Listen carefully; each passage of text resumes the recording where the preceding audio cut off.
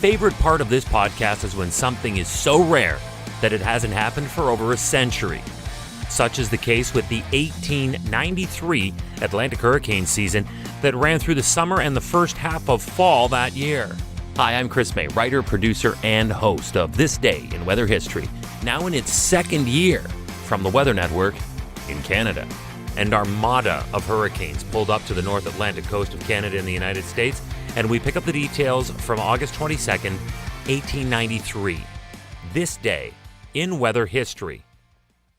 The 1893 Atlantic summer storm season was fairly active, with 12 tropical storms forming, 10 of which became hurricanes, and 5 of those became major hurricanes. This season also, and sadly, proved to be a very deadly one, as 2 different hurricanes caused over 2,000 deaths each in the United States, making it the deadliest season in U.S. history. This 1893 hurricane season was one of only 2 times in history to suffer 4 Atlantic storms at the same time. And the next time that would happen would not be for 105 years, when it happened in 1998. All right, back to our story. There had already been major hurricanes in the Caribbean, and by August 13th, there had been 3 named storms. While approaching Puerto Rico on August 16th, winds increased to major hurricane status before landfall at Patillas.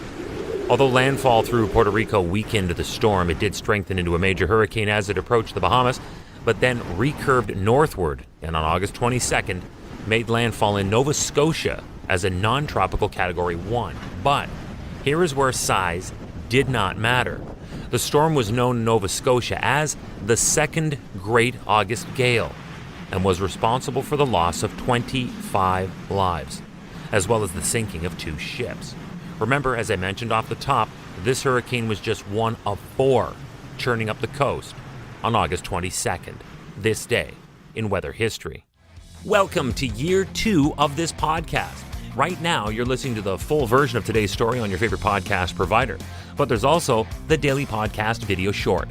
They're shot right here in my podcast recording studio, so you get that perspective, but oftentimes they will include visuals from that day's event from when it happened in weather history. So after listening to the full story, go check out the podcast video short on television or online anytime at theweathernetwork.com/weather history. The next storm of that season to affect the North American Atlantic coast began its life in the central tropical Atlantic on August 15th. The storm moved west-northwestward for the first week while strengthening as it went. As it was developing, it soared to a Category 3 strength, making it major.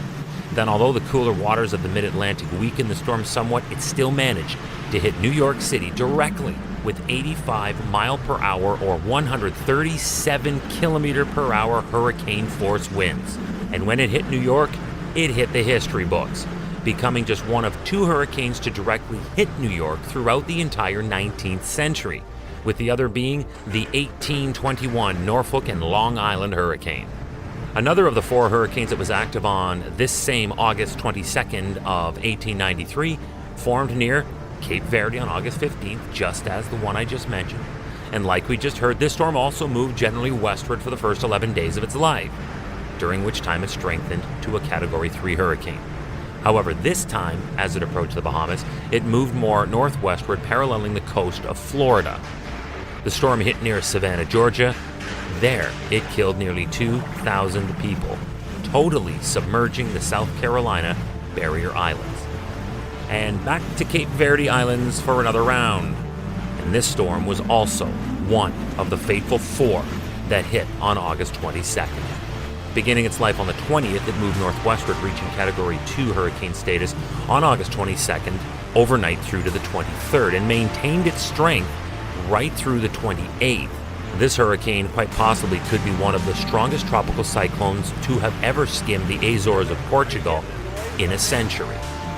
It resulted in significant casualties and damages that were, because of this time in history, documented in the years afterward.